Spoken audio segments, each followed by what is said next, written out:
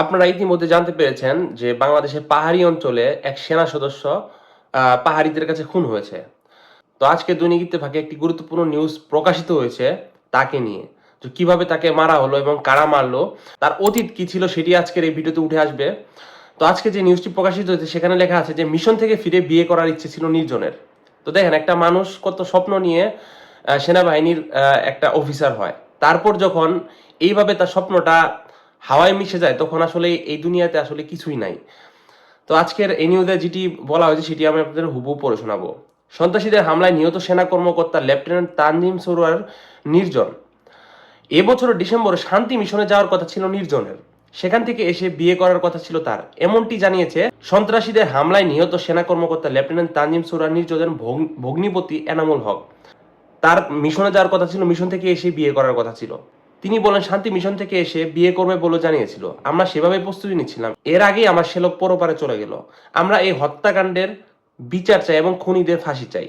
তানজিম সরোয়ারের বোন সুচি বেগম বলেন, প্রতিদিন দু একবার করে আমাকে ফোন দিত, কেমন আছি ও কেমন আছে, এমন কথাই হতো বেশি। দেশ এবং পরিবার নিয়ে ও অনেক পরিকল্পনা করত। ঘটনার দিন রাতেও 10:30টার দিকে আমাকে কল দেয়। এ সময় বলে, আপু একটা অপারেশনে যাচ্ছি বড় একটা ডাকাত দলের সদস্যদের ধরতে। এরপর বলে, সামনেই তো আমার জন্মদিন, কি দিবা?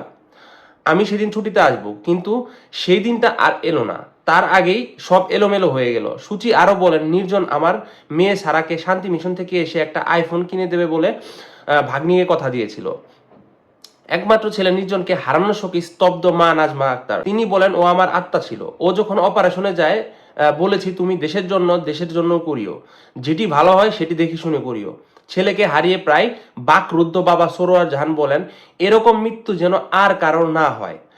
আমি আমার ছেলের হত্যাকারীদের দ্রুত বিচার চাই। এর আগে সোমবার 23 সেপ্টেম্বর দিবাগত রাত আনুমানিক 3টার দিকে গোয়েন্দা তথ্যের ভিত্তিতে চকরিয়া উপজেলায় অন্তর্গত দুল হাজরা ইউনিয়নের পূর্ব মাইজপাড়া গ্রামে ডাকাতির খবর পেয়ে চকরিয়া আর্মি ক্যাম্প থেকে বাংলাদেশ সেনাবাহিনীর একটি দল দ্রুত সেখানে যায়। আনুমানিক 4টার দিকে মাইজপাড়া গ্রাম অভিযান পরিচালনা করার সময় 7 থেকে 8 সদস্যের একটি ডাকাত দল সেনা টহল দলের উপস্থিত টের পেয়ে পালিয়ে যাওয়ার সময় লেফটেন্যান্ট তানজিম সরোয়ার ডাকাত দলের কয়েকজনকে তাড়া করে। এ সময় ডাকাত দলের সদস্যরা লেফটেন্যান্ট তানজিমের ঘাড়ে ছুরিঘাত করে তিনি গুরুতর আহত হন। এতে তার প্রচুর রক্তক্ষরণ হয়। তাৎক্ষণিকভাবে তানজিমকে উদ্ধার করে মালুমঘাট মেমোরিয়াল হাসপাতালে নেওয়া হলে কর্তব্যরত ডাক্তার তাকে মৃত ঘোষণা করে। তো এই হচ্ছে তানজিম সরোয়ারের জীবন কাহিনী।